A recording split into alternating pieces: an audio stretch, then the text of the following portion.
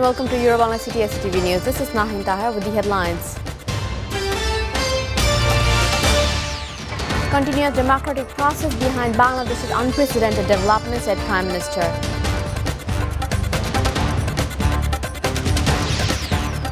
Classes of educational institution will begin from March 15 in a full swing, said Education Minister.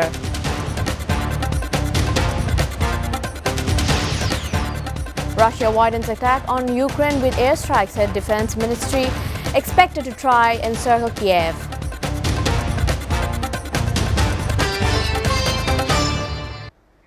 Prime Minister Sheikh Hasina said the development of today's Bangladesh has only been possible as the democratic trend has been continuing for 13 consecutive years. The Premier said today people have been seeing a changed Bangladesh for the last 13 years, which has only been possible because of continuous of democratic process in the country, and Awami League was in power during the period. The Premier made this remark while addressing a civic reception accorded to her by expatriate Bangladeshis on Friday during her official visit to the United Arab Emirates.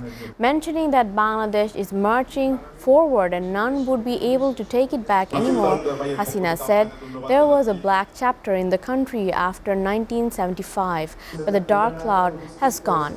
They have taken Bangladesh forward following the ideology of Father of Nation, Bangabandhu Sheikh Mujibur Rahman.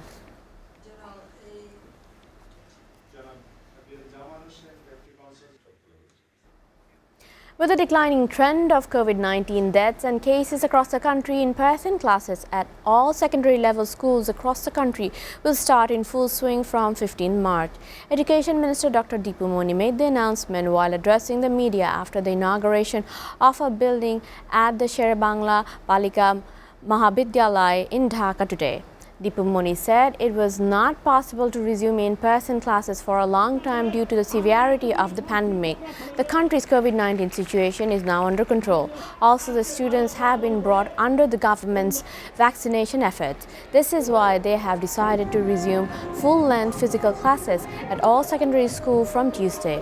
After a month-long closure, all secondary, higher secondary and university-level institutions in Bangladesh reopened on 22nd February for physical classes with strict COVID-19 health safety protocols. A 60-year-old Bangladeshi woman was shot to death while two others sustained injuries in a major fire that broke out at a guest house in the eastern Indian city of Kolkata today.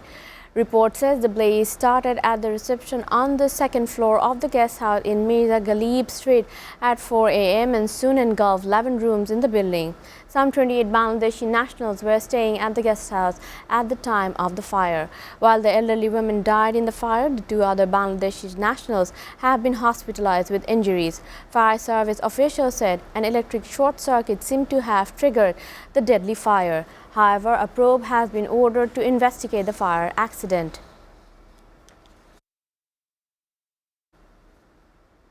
At least 12 buses were set on fire by unidentified miscreant at a terminal in Faridpur district town today.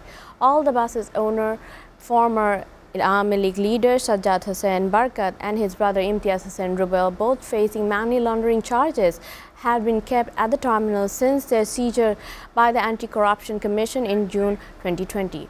Police said that some assailants set the fire buses of South Line Poribahon at a fire terminal at Gulshan. Some 22 buses were parked at the terminal. Fire tenders were rushed to the spot and the blaze was eventually extinguished. Shiblu Ahmed, Assistant Director of Faridpur Fire Service and Civil Defense, said a probe is on to unearth the origin of the fire.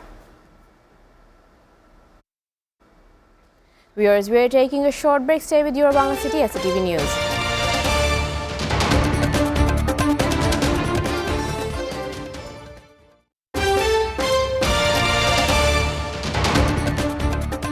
Welcome back, and you're watching Bangla City SATV News. Russia has expanded its attack on Ukraine, striking the west of the country on Friday. It also hit the central city of Dnipro for the first time. The industrial city is where Ukrainians from other areas have fled. Dalia Nilofer has the updates. Russian forces expanded their offensive in Ukraine as they conducted airstrikes in new areas in the country's west. Meanwhile, Russia's defense minister said the troops have launched long-range attack on two military airfields in the Ukrainian cities of Lutsk and Ivano-Frankivsk and taken them out of action.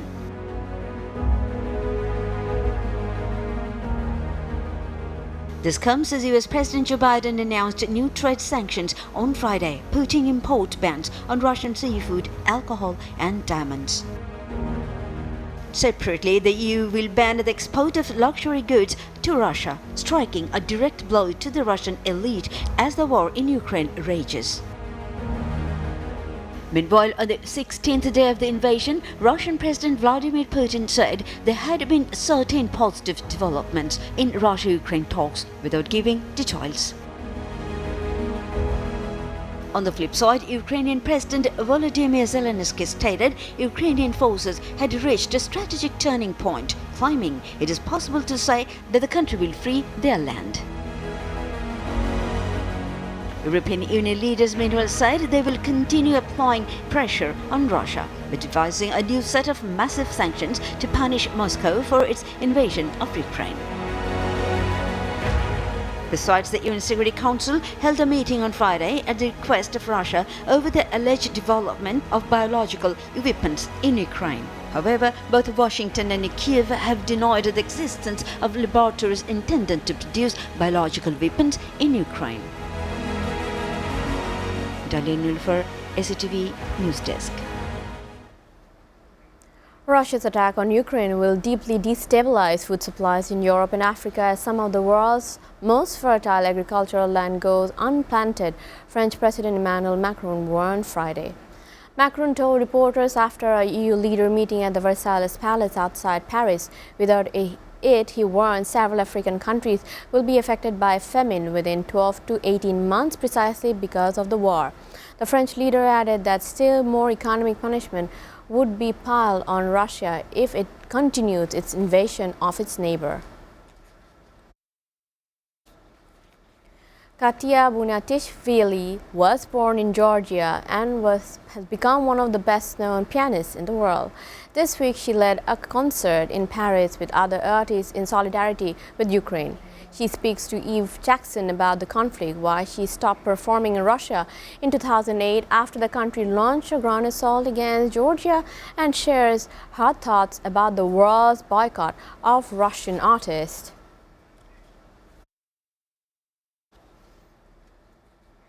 Shakib Al Hasan, the Acer all-rounder, sprang a surprise today, stating that he would be available for the forthcoming series against South Africa.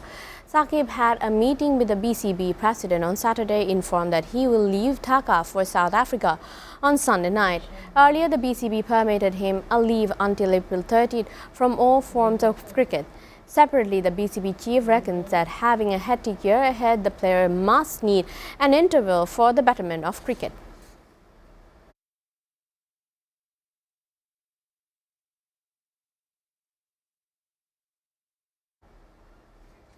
Another story from sports world. Fan violence, homophobic chanting and signs of criminal gangs infiltrating the stands challengings are stacking up for Mexican football authorities 4 years before they co-host the World Cup.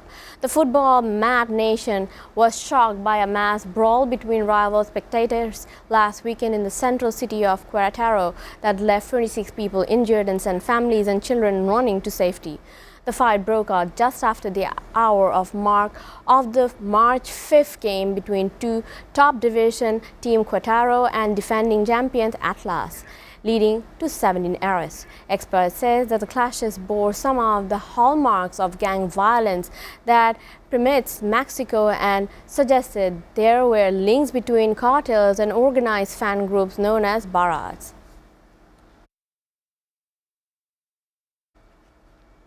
Before ending, we go through your Bangla City SATV News headlines again.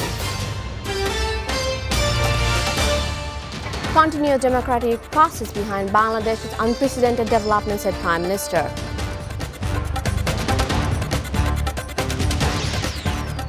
Classes of educational institution will begin from March 15 in full swing, said Education Minister.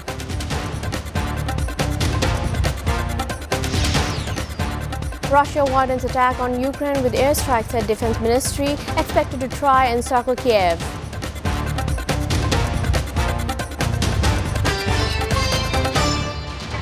You're up to date with our top stories so far here on your Bangla City SATV News, and to know the latest in SATV News, visit www.satv.tv. Stay with us.